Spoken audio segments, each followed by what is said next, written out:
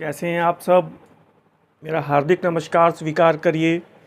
शक्ति के आराधन का यह महापर्व नवरात्रि और असत्य पर सत्य की विजय का ये महापर्व विजयादशमी आप सभी के लिए मंगलमय हो, मेरी हार्दिक शुभकामनाएं स्वीकार करिए। और इतिहास को लेकर, इतिहास के प्रश्नों को लेकर आज का ये सेशन बेसिकली विजयादशमी और नवरात्रि स्पेशल है, जिसमें मैंने राम कथा, रामायण, रामचरितमानस और पूरे भारत में रामायण के जितने भी संस्करण उपलब्ध हैं उनसे पूछे गए प्रश्न, चाहे वो नेट में हो, चाहे वो राज्य लोक सेवा आयोग की परीक्षाओं में हो, चाहे वो राज्य पीजीटी या टीजीटी की परीक्षाओं में हो, केवीएस एनवीएस की परीक्षाओं में हो, उन सारे प्रश्नों को कलेक्शन में लिया है और सारे उत्तर प्रमाण के साथ आपको मिलेंगे। तो देर मत करिए, आज का ये सेशन बड़ा अभूतपूर्व होने वाला है। तो हम लोग उम्मीद करते हैं आप क्लास में होंगे और कॉपी और पेन लेकर बैठेंगे। क्योंकि आज आपको बहुत सारे नए प्रश्न भी मिलेंगे। पूछे गए प्रश्न तो मिलेंगे ही, बहुत सारे नए प्रश्न भी आपको मिलने वाले हैं। और जैसा कि आप देख रहे हैं विजयादशमी स्पेशल, और पहला ही प्रश्न आपके सामने स्क्रीन पर आ चुका है। और देखिए और प्रश्नों को पढ़िए पहले, और जो प्रश्न आपको नए लगते हैं उनको नोट करिएगा, और जो प्रश्न परीक्षाओं में लगभग पूछे गए हैं वो भी मैंने कलेक्शन में लिए हैं। अगर आपको सही लगता है तो आप नोट करें, नहीं तो आप केवल सुन लीजिएगा। तो पहला प्रश्न आपकी स्क्रीन पर है, इक्ष्वाकु वंश दशरथ एवं राजा श्री राम का सर्वप्रथम उल्लेख किस वैदिक ग्रंथ में मिलता है। ध्यान दीजिएगा, दशरथ यानी श्री राम के पिता और इक्ष्वाकु वंश और राजा श्री राम का उल्लेख किस वैदिक ग्रंथ पे है। चार ऑप्शन है, ऋग्वेद, अथर्ववेद, शतपथ ब्राह्मण और बृहदारण्यक उपनिषद। अंदाज़ा मत लगाइएगा, जब आपको जवाब अगर कंफर्मेशन में एकदम हो कि 100% हम सही हैं तभी रिप्लाई करिएगा। और जहाँ तक मैं समझ पाता हूँ, आपने अगर सही जवाब दिया है तो वो ऋग्वेद का दशम मंडल टिक किया होगा। इस प्रश्न का आप स्क्रीनशॉट भी ले सकते हैं। और अब श्रृंखला शुरू होती है। दूसरा प्रश्न आपकी स्क्रीन पर आ रहा है और इस प्रश्न को देखिए। बहुत शानदार प्रश्न है, आपके सामने हमेशा गुजरा है नज़रों से। आदि ऋषि वाल्मीकि कृत रामायण का दूसरा नाम क्या है। आदि ऋषि वाल्मीकि कृत रामायण का दूसरा नाम क्या है। चतुर्विंशति सहस्त्री संहिता, पंचविंशति सहस्त्री संहिता, शत सहस्त्री संहिता, या फिर उपर्युक्त में से कोई नहीं। चार ऑप्शन है और ये प्रश्न आप जरूर बता पाएंगे। और यहाँ पर सही जवाब है चतुर्विंशति सहस्त्री संहिता। क्योंकि वाल्मीकि कृत रामायण में टोटल 24,000 श्लोक हैं। इस वजह से ये शत शास्त्री संहिता के नाम, ये चतुर्विंशति शास्त्री संहिता के नाम से भी जानी जाती है। और चूंकि यहाँ पे शत शास्त्री संहिता भी एक टर्म आया है, आपको ध्यान देना चाहिए, ये महाभारत के लिए प्रयोग हुआ है। क्योंकि महाभारत में 1,00,000 श्लोक हैं, इट मीन्स 100,000 श्लोक हैं। तो मुझे उम्मीद है ये डाउट आपका क्लियर हो रहा होगा। और अगला प्रश्न देखिए। और अब यहाँ पे चूंकि अगला ही प्रश्न ऐसा है, शत शास्त्री संहिता ग्रंथ किस ग्रंथ का लोकप्रिय नाम है। तो अब जवाब आपको मिल चुका है, महाभारत है। आपको पता है महर्षि वेदव्यास के द्वारा रचित है, आपको पता है 8,800 श्लोक थे पहले संस्करण में, तब ये कहलाता था जय संहिता। अगला जो पाठ है उसमें बढ़कर 24,000 श्लोक हो गए, तब इसका नाम पड़ा भारत। फाइनली जब इसमें 1,00,000 श्लोक हो गए तब इसका नाम पड़ा महाभारत। आई थिंक क्लियर हो रहा है। और 1,00,000 श्लोकों के कारण इसे शत शास्त्री संहिता भी कहा गया है। क्वेश्चन नंबर 4 देखिएगा, आदि ऋषि वाल्मीकि कृत रामायण में कुल कितने श्लोक हैं? तो अब यहाँ पर बहुत देर नहीं लगानी है, मैंने आपको जवाब दिया है। तो वाल्मीकि रामायण में 24,000 श्लोक हैं। ठीक है, अगले प्रश्न को देख लीजिए। और अगला प्रश्न ये है, मुझे लगता है हो सकता है आपको ये बात संज्ञान में हो या फिर नहीं है, तो आपके लिए ये नया प्रश्न हो सकता है। भगवान श्री राम की बहन का नाम चिन्हित करिए। भगवान श्री राम की एक बहन भी थी, आप बता सकते हैं उनका नाम? तो शांता, मैथिली, ब्राह्मी या फिर मदालसा, कौन है बताइए। और अगर सही जवाब दे रहे हैं तो बिल्कुल ठीक है, कुछ लोगों ने सही जवाब दिया है और उनका नाम है शांता। क्लियर हो रहा है? आगे देखिए, बहुत शानदार प्रश्न है और यूपीपीसीएस में ये प्रश्न पूछा भी गया है। बौद्ध ग्रंथों में उल्लिखित राम कथा, जिसे वाल्मीकि कृत रामायण का विकृत रूप भी माना जाता है, किस बौद्ध ग्रंथ में उपलब्ध होती है? उसका नाम क्या है? सामोधान, अनामकम जातकम, दशरथ जातकम या फिर दशरथ कथानम। 4 ग्रंथ हैं, इसमें कोई एक है जो बौद्ध ग्रंथों का रामायण संस्करण है और वो वाल्मीकि कृत रामायण का विकृत रूप है। तो मुझे उम्मीद है इस प्रश्न का जवाब आपने बिल्कुल सही दिया है और सही जवाब है दशरथ जातकम। क्लियर? और ये प्रश्न भी बहुत बढ़िया है, रामायण का जैन रूपांतरण क्या कहलाता है तथा इसकी रचना किसने की? बिल्कुल कर लेंगे आप लोग। जिनसेन कृत आदि पुराण, गुणभद्र कृत उत्तर पुराण, सोमदेव कृत कथा सरित सागर या फिर विमल सूरी की रचना पौमचर्यु। रामायण का जैन रूपांतरण पूछ रहा है। ये प्रश्न कई बार पूछा गया है नेट में और स्टेट लेवल की परीक्षाओं में। प्लीज़ इसको याद रखिएगा, भविष्य के लिए बहुत इम्पॉर्टेंट है।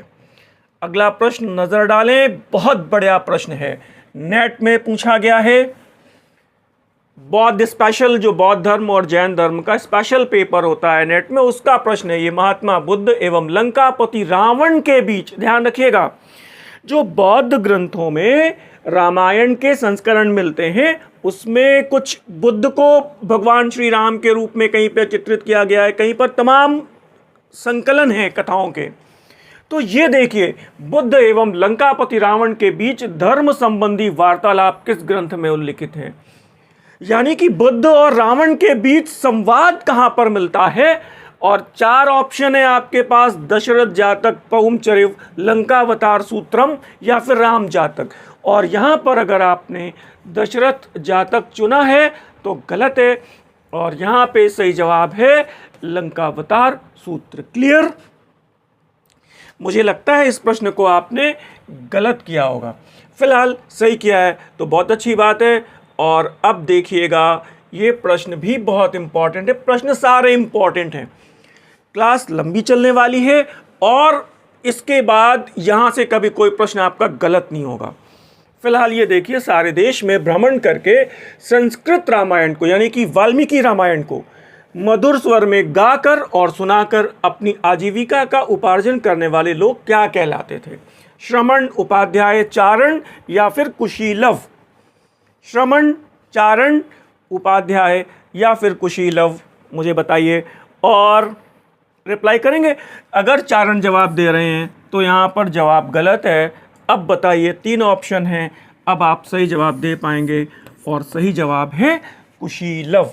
क्लियर हो रहा है? मुझे रिप्लाई करते रहिएगा। सभी छात्र और छात्राएं रिप्लाई करने की कोशिश करें, कॉपी पेन लेकर बैठे होंगे, मुझे उम्मीद है आप नोट कर रहे होंगे। ये प्रश्न भी पूछा गया है, रामायण मंजरी, ये तो अब आपको पता चल गया, इसमें क्लू मिल रहा है रामायण मंजरी की रचना किसने की। तो उनकी एक और पुस्तक है दशावतार चरितम, बहुत इंपॉर्टेंट है, मैंने दोनों प्रश्नों को साथ में जोड़ दिया है। रामायण मंजरी एवं दशावतार चरितम पुस्तकों की रचना किसने की? और अब मुझे पता है कि आप यहाँ पे कर लेंगे और वो हैं क्षेमेंद्र। ठीक है ना, क्योंकि रामायण मंजरी कई बार पूछी गई है। और एक पुस्तक उनकी और है दशावतार चरितम। तो बाकी क्षेमेंद्र की और भी पुस्तकें आपको पता होंगी, वो वृहत कथा मंजरी भी है उन्हीं की। फिलहाल हम लोग आगे बढ़ते हैं और नेक्स्ट क्वेश्चन को देखते हैं, क्वेश्चन नंबर 11। ये प्रश्न भी बहुत शानदार है। सेतुबंध पुस्तक की रचना किसने की? प्रवरसेन प्रथम है, प्रवरसेन द्वितीय है, सोमेश्वर प्रथम है, या फिर सोमेश्वर तृतीय है? बताइए। कर लेंगे, बिल्कुल ठीक है। और ये है प्रवरसेन द्वितीय। मुझे बताइएगा, प्रवरसेन प्रथम 4 अश्वमेध यज्ञ करते हैं, याद आया? सोमेश्वर प्रथम, ध्यान रखिएगा, तुंगभद्रा में डूबकर आत्महत्या करते हैं। ये सारे प्रश्न आए हैं। और फिर सोमेश्वर तृतीय की एक पुस्तक है मानसोल्लास। आज आपके 100 से ज्यादा प्रश्न आपके क्लियर होने वाले हैं। स्क्रीनशॉट ले लीजिए, और सारे ऑप्शंस बहुत करीबी हैं, हमेशा गलती होती है, तो प्लीज आप ध्यान रखिएगा। अगले प्रश्न को देखिए। जानकी परिणय पुस्तक, राम के विवाह का, इसमें भगवान श्री राम और माँ सीता, माँ जानकी के परिणय विवाह का विवरण है। ये पुस्तक बड़े भावप्रवण रूप में भगवान के विवाह का विवरण देती है। तो जानकी परिणय पुस्तक की रचना किसने की? चक्र कवि तुलसीदास, नरहरिदास और संत रंगनाथ। तो मुझे बताइए। और अगर आपने ऑप्शन यहाँ पे तुलसीदास जी को और नरहरिदास जी को चुना है तो गलत है, और यहाँ पर सही जवाब है चक्र कवि। जानकी परिणय पुस्तक, और वो लिखने वाले हैं चक्र कवि। क्लियर हो रहा है? स्क्रीनशॉट लेते चलिएगा। और अब बताइएगा, ये पुस्तक तो आप जवाब दे पाएंगे। बाल रामायणम, बाल रामायण, बाल रामायण ये पुस्तक किसकी है? राजशेखर, अश्वघोष, भवभूति या फिर भारवी? क्लियर कर रहे हैं? बिल्कुल ठीक जवाब आ रहा है। और ये हैं राजशेखर। राजशेखर की बहुत सारी पुस्तकें हैं, पूछी गई हैं। किसके दरबार में थे, कौन कौन सी पुस्तकों की रचना की? फिलहाल मेरा उद्देश्य यहाँ पर केवल राम कथा, रामायण और नवरात्रि स्पेशल प्रश्नों पर फोकस है। तो मैं केवल आज भगवान श्री राम और माँ दुर्गा पर ही बात करूँगा। और अगले प्रश्न पर नज़र डालें। ये देखिए, अथर्वणम चतुर्थम इतिहास पुराणम। पुराणों को 5वां वेद किस ग्रंथ में कहा गया है? पुराणों को 5वां वेद किस ग्रंथ में कहा गया है? छांदोग्य उपनिषद है, बृहदारण्यक उपनिषद है, शतपथ ब्राह्मण है, या फिर अथर्ववेद है? अब बताइए। और अंदाजा मत लगाइएगा, बिल्कुल बिल्कुल ठीक जा रहे हैं हम लोग। और यहाँ पर सही जवाब है छांदोग्य उपनिषद। क्लियर? नोट करिए। और क्वेश्चन नंबर 15 को देखिए। प्रसन्न राघव, राघव बेसिकली भगवान श्री राम के लिए है।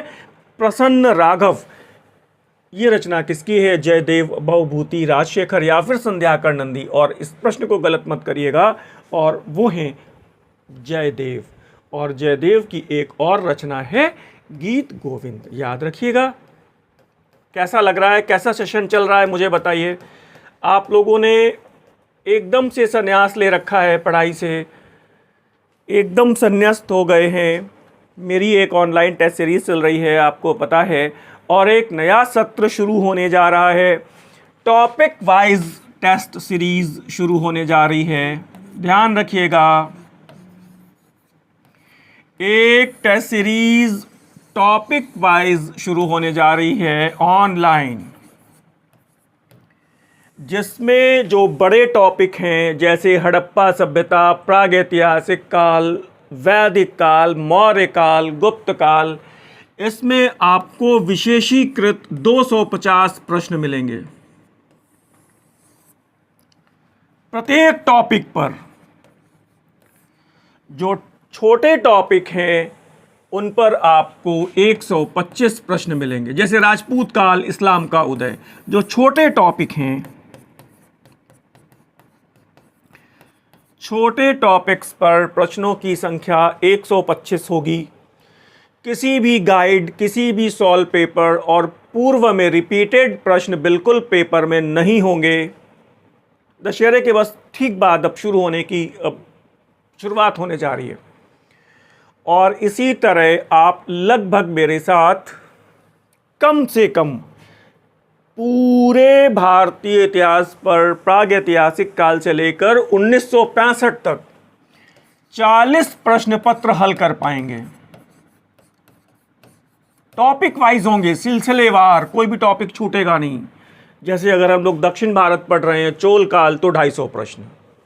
दिल्ली सल्तनत पढ़ रहे हैं तो हो सकता है दिल्ली सल्तनत में कुछ ज़्यादा हो जाए।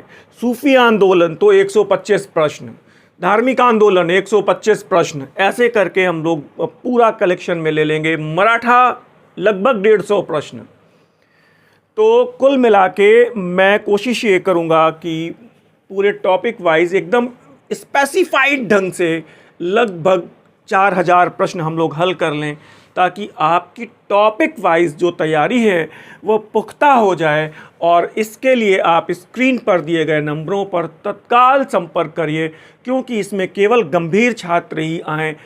जिन्होंने तैयारी शुरू की है उनके लिए ये पेपर टेक्निकल होंगे, उनको फिर परेशानी होगी। तो फिलहाल मैं आगे बढ़ूं, आपको रिमाइंडर देना चाहता हूं, हम लोगों ने हमारी टीम ने मिलकर आपके लिए एक 250 पन्ने की ये बुकलेट भी तैयार करवाई है। आप इसे देख रहे हैं और इसमें एंशिएंट मेडिवल मॉडर्न के 250 पन्ने में सभी महत्वपूर्ण टॉपिक्स को कवर किया गया है। आप इस पुस्तक को अपनी अध्ययन सामग्री में रिविजनरी बुकलेट के तौर पर शामिल कर सकते हैं। ध्यान रखिएगा, रिविजनरी बुकलेट के तौर पर शामिल कर सकते हैं। इसे आप मंगाना चाहें या कोई भी और जानकारी चाहें तो आप स्क्रीन पर दिए गए नंबरों पर आप संपर्क कर सकते हैं, आपको डिटेल मिलेगी। और अब हम लोग आते हैं अगले प्रश्न पर। आप क्लास मत छोड़िएगा, क्योंकि आज बहुत प्रश्न हैं, आपकी उम्मीद से बेहतर प्रश्न हैं। तो रामचरित रचना किसकी है? अब आप बताइए, रामचरित रचना किसकी है? जयदेव की, भवभूति की, राजशेखर की, या फिर संध्याकर नंदी की? बिल्कुल सही जवाब आप दे रहे हैं। और यहाँ पर हैं वो संध्याकर नंदी, ठीक है ना? संध्याकर नंदी रामचरित रामपाल के दरबार में है।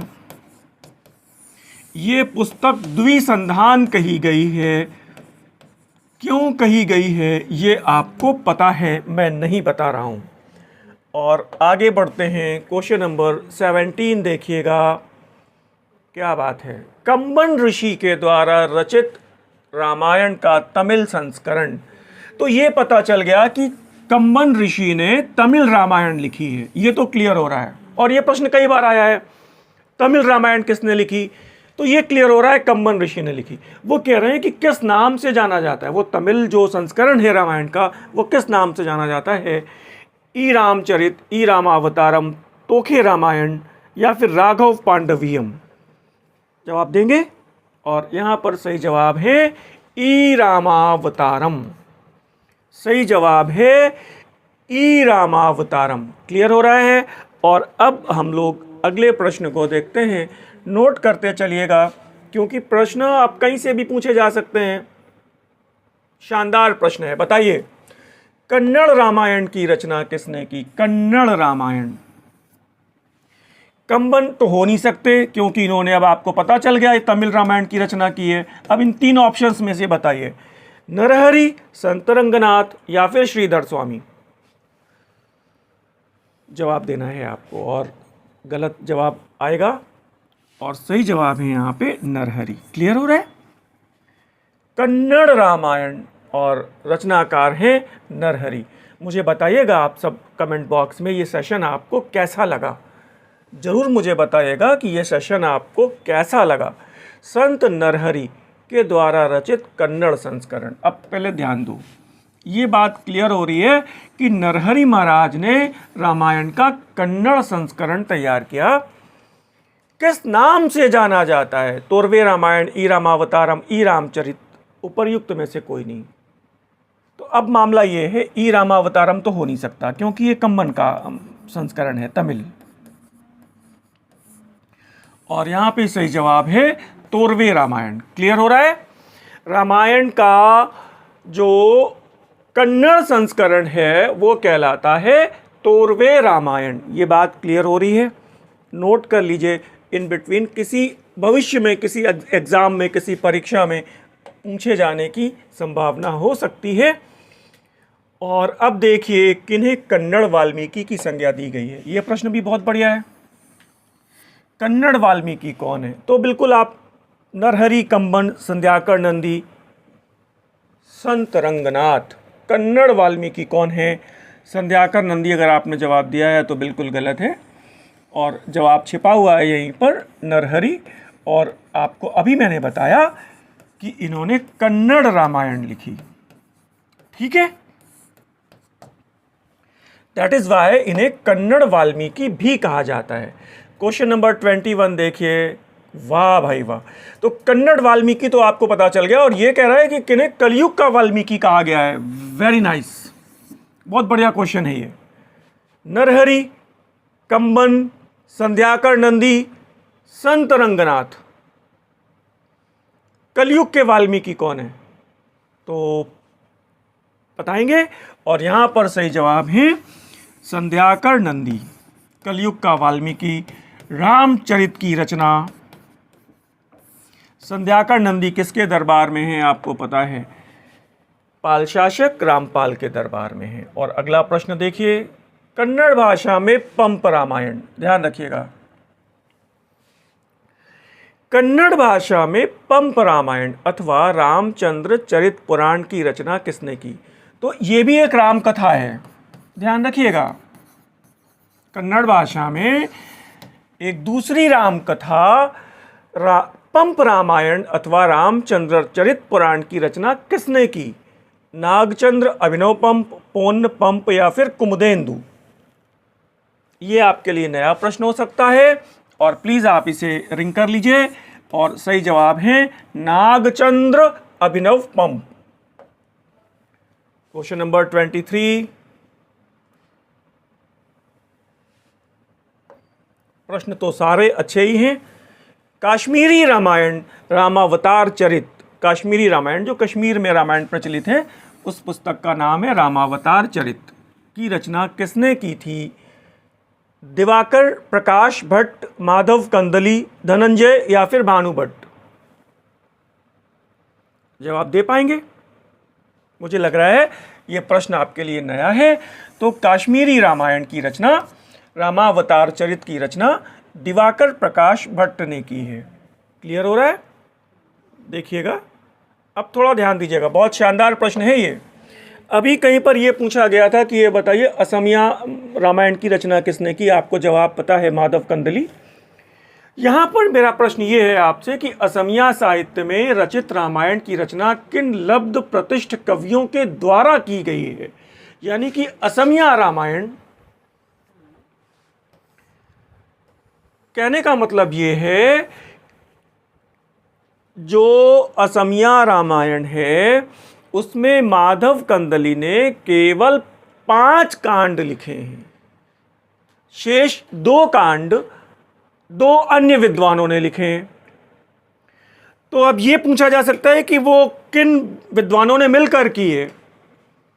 तो माधव कंदली, शंकरदेव, माधवदेव, माधव कंदली, संत रंगनाथ, कृत्तिवास, माधव कंदली, संत सरलादास, कृत्तिवास, माधव कंदली, कंबन या फिर श्रीधर स्वामी?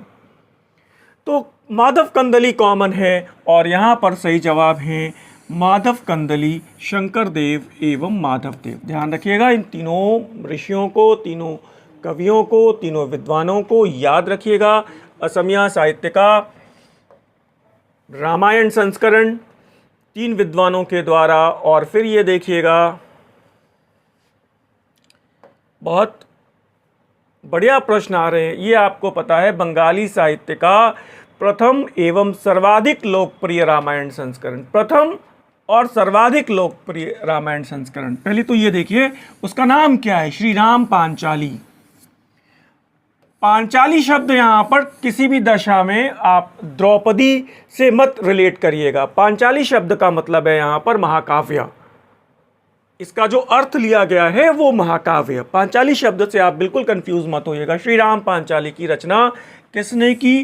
कृत्तिवास, बलराम दास, केशव दास या फिर श्रीधर स्वामी? और यहां पर है कृत्तिवास।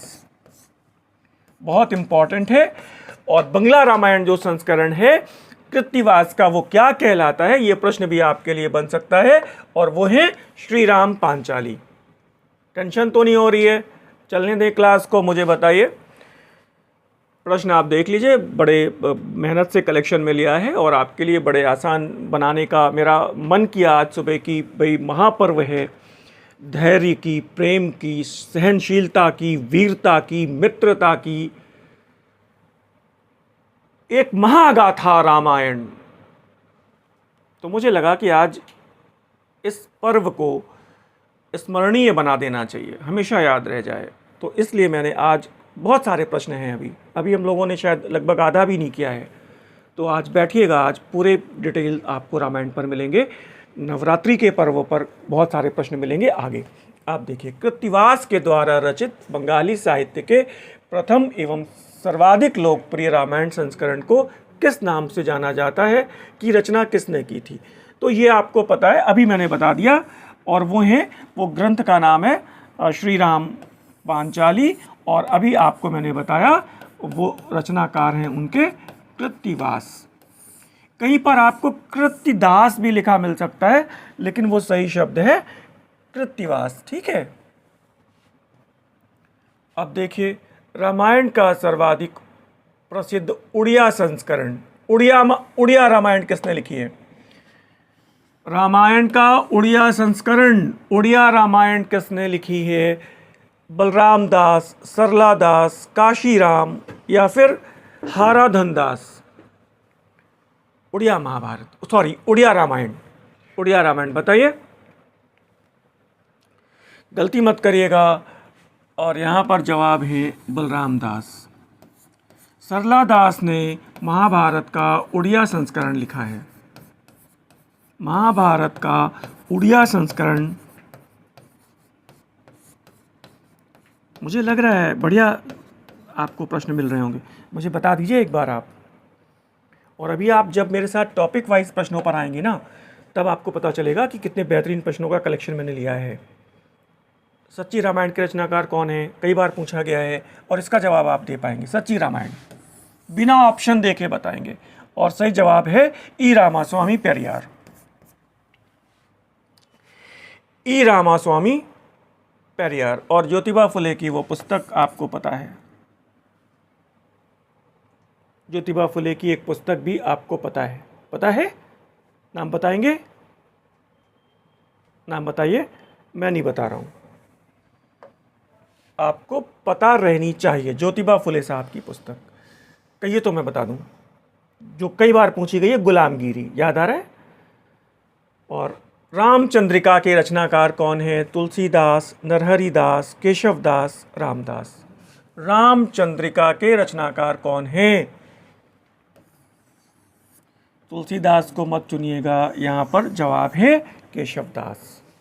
रामचंद्रिका के रचनाकार कौन है? और यहाँ पर सही जवाब है केशवदास। Next question. वाह भाई वाह, देखिए, मराठी रामायण, मराठी साहित्य की प्राचीनतम राम कथा, ध्यान दीजिएगा, मराठी साहित्य की प्राचीनतम राम कथा भावार्थ रामायण की रचना किसने की? एकनाथ, तुकाराम, नामदेव या फिर संत ज्ञानेश्वर?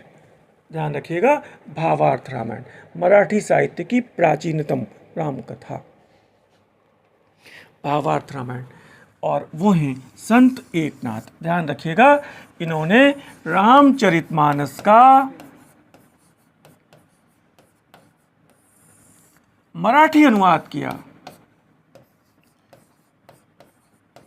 रामचरितमानस का मराठी अनुवाद किया। रामचरितमानस का मराठी अनुवाद संत एकनाथ। क्लियर हो रहा है? यहां पर एक छोटा सा आपको मैं रिमार्क देता हूं, इसको भी याद रखिएगा। संत ज्ञानेश्वर के द्वारा मराठी भाषा में लिखा गया प्रथम ग्रंथ, ध्यान रखिएगा, भावार्थ दीपिका है, जो श्रीमद् भगवद गीता पर आधारित है। ठीक है, वो भावार्थ रामायण है और ये भावार्थ दीपिका है। तो भावार्थ दीपिका किन्होंने लिखी है? वो संत ज्ञानेश्वर ने लिखी है। नोट करिएगा। और अब चलते हैं हम लोग अगला प्रश्न देखते हैं। और ये प्रश्न क्या कह रहा है, महाराष्ट्र का तुलसीदास किन्हें कहा गया है? महाराष्ट्र का तुलसीदास किन्हें कहा गया है? संत एकनाथ, तुकाराम, नामदेव या फिर ज्ञानेश्वर? और वो हैं संत एकनाथ। ध्यान रखिएगा, छोटे छोटे प्रश्न हैं लेकिन है देखन में छोटन लगे और घाव करें गंभीर वाला मामला है। देखिए, फारसी रामायण तो आपने सुनी है, उर्दू में रामायण और जो सर्वोत्तम और सर्वाधिक लोकप्रिय है उर्दू रामायण। ध्यान रखिए, रामायण खुश्तर की रचना किन्होंने की थी? उर्दू रामायण के 4 संस्करण हैं। जैसे फारसी रामायण के 2 संस्करण हैं, तो उर्दू रामायण के 4 संस्करण हैं। तो जो सबसे लोकप्रिय संस्करण है, सर्वोत्तम है, उसकी रचना किसने की थी? और सामने जवाब है मुंशी जगन्नाथ। ठीक लग रहा है? कठिनतम प्रश्न है, लेकिन मैं आपको चारों संस्करण की डिटेल देता हूं। तो यहां पे एक संस्करण और आगे आप देखिएगा उर्दू रामायण का दूसरा संस्करण। स्क्रीनशॉट ले लीजिए। मुंशी शंकर दयाल फरहत ने रामायण मंजूम के नाम से किया। ध्यान रखिएगा। तीसरा संस्करण मुंशी बांके बिहारी ने रामायण बहार के नाम से किया। चौथा संस्करण सूरज नारायण मेन ने रामायण मेन के नाम से किया।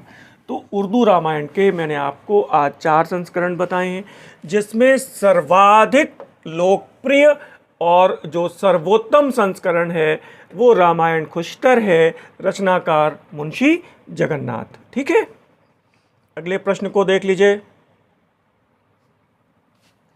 ये प्रश्न आपके लिए सरल है। रामायण का प्रथम फारसी अनुवाद किस मुगल सम्राट के काल में और किस विद्वान ने किया? और यहाँ पर आपको बहुत ऑप्शन देखने की ज़रूरत नहीं है। और यहाँ पे पहला ही संस्करण और अकबर के काल में अब्दुल कादिर बदायूनी। क्लियर है? फिर दूसरा संस्करण कब बना है? तो ये प्रश्न भी आप देख लीजिए। रामायण का द्वितीय फारसी अनुवाद किस मुगल शासक के काल में किस विद्वान ने किया? तो अब ये बात भी कई बार पूछी गई है, ऑप्शन आपको देखने की आवश्यकता पड़ेगी नहीं। और ये है इब्न हरकिरण। ध्यान दीजिएगा, पीसीएस में भी आया है, नेट में भी आया है, और ये प्रश्न पीजीटी में भी कई बार अलग अलग जगहों पे रिपीट भी हुआ है। तो इसको भी याद रखिएगा। रामायण के 2 फारसी संस्करण, रामायण के उर्दू के 4 संस्करण। ये प्रश्न भी आपके लिए बड़ा सॉलिड है। रामायण का अंग्रेजी अनुवाद किसने किया? इन प्रश्नों को कतई अन्यथा मत लीजिएगा, पता नहीं कहां पर कौन सा प्रश्न आपके कैरियर का निर्णायक प्रश्न बन जाए। Franz Bopp, Charles Wilkinson, William Jones या फिर ऑगस्टस विल्हेल्म वॉन श्लेगल? जवाब दीजिए। और यहां पर बिल्कुल सही जवाब है ऑगस्टस विल्हेल्म वॉन श्लेगल, है ना। फ्रांज बॉब ने महाभारत का अंग्रेजी अनुवाद किया है। चार्ल्स विल्किंसन ने श्रीमद् भगवद गीता का अंग्रेजी अनुवाद किया है। ये सारी बातें आपको पता हैं।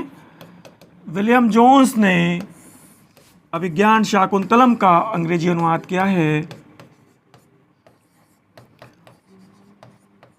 नोट कर लीजिए, स्क्रीनशॉट ले लीजिए। और अब आपको पता चल गया रामायण का अंग्रेजी अनुवाद किन्होंने किया है, तो उनका नाम है ऑगस्टस विल्हेल्म वॉन श्लेगल। आपको फिर से रिमाइंड करा रहा हूँ, टॉपिक वाइज मेरी टेस्ट सीरीज़ को मिस मत करिएगा।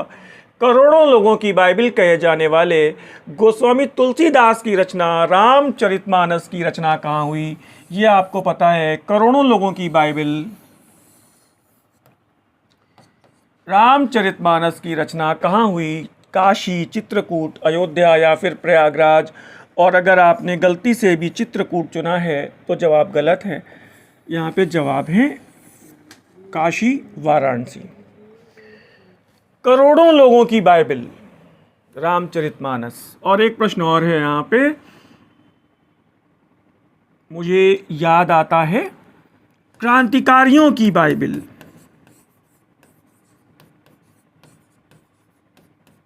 क्रांतिकारियों की बाइबिल किस पुस्तक को कहा गया है, बताइएगा। और वो है शचीन्द्र सान्याल की पुस्तक, उनकी आत्मकथा बंदी जीवन। ध्यान रखिएगा, क्रांतिकारियों की बाइबिल बंदी जीवन। ठीक है। तमिल साहित्य की बाइबिल कौन सी पुस्तक है, बताएंगे। तमिल साहित्य की बाइबिल, तमिल साहित्य की बाइबिल। ये प्रश्न मैं आपके लिए छोड़ रहा हूं, या तो आप जवाब दीजिए।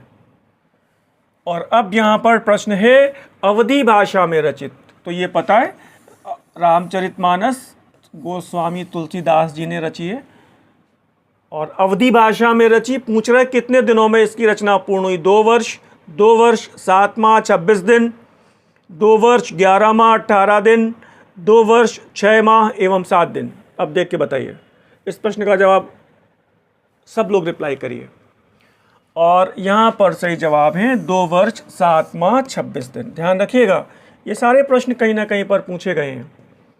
क्वेश्चन नंबर 38, तेलुगु रामायण की रचना किसने की। क्वेश्चन नंबर 38, तेलुगु रामायण की रचना किसने की। संत रंगनाथ, संत एकनाथ, ऋषि कंबन, ओट्टकुट्टन। तेलुगु रामायण की रचना किसने की, ध्यान दीजिएगा। और यहाँ पर सही जवाब है संत रंगनाथ। क्लियर हो रहा है। तेलुगु रामायण, आज पूरा नोट्स बना लीजिए आप प्लीज़। मेरी बात को अगर आप गंभीरता से ले रहे हैं तो इसका नोट्स बना लीजिए आज पूरा। अब देखिए, संत रंगनाथ के द्वारा, अब इस प्रश्न को देखिए, रचित तेलुगु रामायण। ये तो पता चल गया कि रामायण का तेलुगु संस्करण संत रंगनाथ ने तैयार किया। वो कह रहे किस नाम से जाना जाता है। द्विपद रामायण, रंगनाथा नाम रामायण, वनवास रामायणम, मैथिली रामायणम। बताइएगा कौन सा संस्करण है, तेलुगु संस्करण कौन सा नाम है इसमें। और फिर गलती कर रहे हैं आप लोग, अगर यहाँ पे अंदाज़ा लगा रहे हैं तो ये गलत है। और यहाँ पर सही जवाब है द्विपद रामायणम। ध्यान रखिएगा, नोट करिए। और नेक्स्ट क्वेश्चन नंबर 40 देखिएगा, मराठी रामायण की रचना किसने की। मराठी रामायण की रचना किसने की। श्रीधर स्वामी, सरला दास, काशीराम, संत ज्ञानेश्वर। मराठी रामायण किसने लिखा, तो यहाँ पर हैं श्रीधर स्वामी। ठीक है, क्लियर कट, याद रखिएगा। और आगे रामायण का ईसाई संस्करण 41, जहांगीर के काल में रामायण का ईसाई संस्करण रामायण मसीही। ध्यान रखिएगा किस विद्वान ने लिखा है, मतलब इसमें भगवान श्री राम के साथ जीसस और तमाम ईसाई धर्म के जो महापुरुष हैं उनका विवरण भी है। तो रामायण का ईसाई संस्करण, या इसको कह सकते हैं मसीही संस्करण, किस विद्वान ने तैयार किया। मुल्ला मसीह, खाफी खान, अबुल फजल या ईसा तारिक मसीह। अंदाज़ा लगाएंगे तो बिल्कुल मत लगाइए। और यहाँ पे सही जवाब है मुल्ला मसीह। क्लियर हुआ। अगले क्वेश्चन को देखिए, क्वेश्चन नंबर 42। देखिए, गुरु गोविंद सिंह जी महाराज ने भी एक रामायण लिखी है। सिखों के 10वें गुरु गोविंद सिंह जी महाराज के द्वारा 1698 में रचित राम कथा काव्य का नाम क्या है। गोविंद रामायण, नानक रामायण, रामदास रामायणम, नानक राम गोविंद रामायणम। बताइए, 4 नाम है। गुरु गोविंद सिंह जी महाराज ने भी एक राम कथा काव्य की रचना की है, उसका नाम आप सभी को बताना है। प्रश्न बहुत यूनिक है और सही जवाब है यहाँ पे गोविंद रामायणम। याद रखिए। और अगले प्रश्न पर आइए। अब देखिए, आधुनिक काल से भी कुछ प्रश्न हैं। साकेत महाकाव्य रामकथा है की रचना किसने की, तो अब आपको यहाँ पे ऑप्शंस देखने की ज़रूरत नहीं है। और यहाँ पर सही जवाब है मैथिली शरण गुप्त।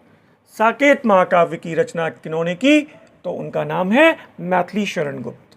और अब देखिएगा फिर ये प्रश्न है, वैदेही वनवास की रचना किसने की? रामकथा है तो मुझे बताइए। 4 ऑप्शंस आपके सामने हैं और यहां पर सही जवाब है अयोध्या सिंह उपाध्याय हरिऔध साहब। ठीक है, नेक्स्ट क्वेश्चन देखिए,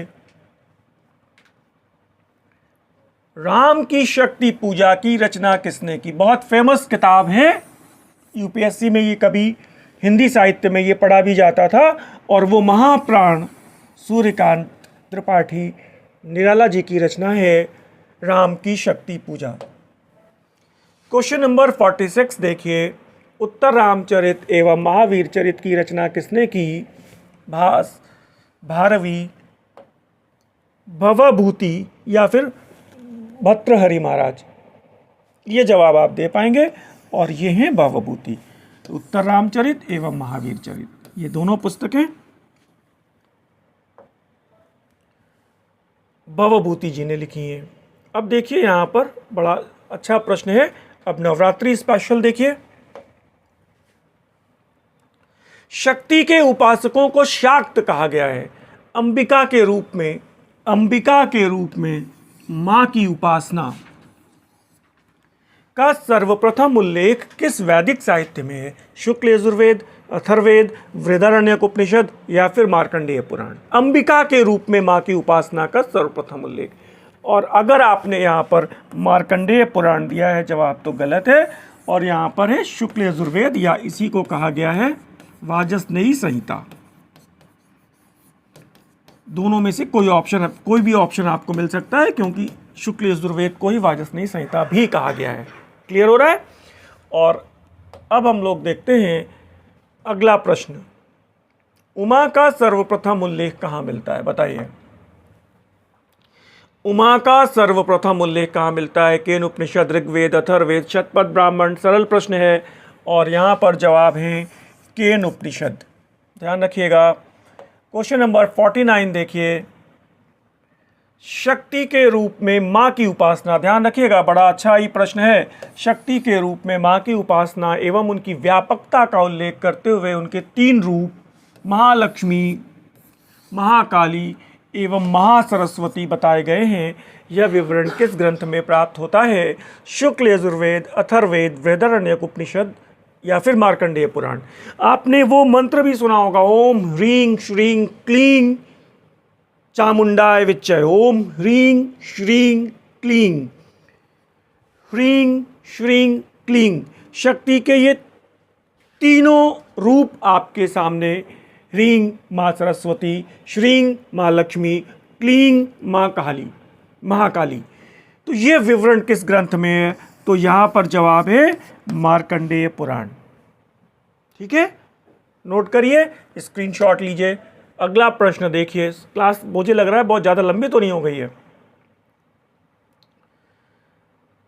इस प्रश्न का जवाब कर पाएंगे शायद आप। माँ दुर्गा की उपासना से संबंधित ग्रंथ दुर्गा सप्तशती, विशेष तौर पे 700 श्लोक है, ध्यान रखिएगा। सप्तशती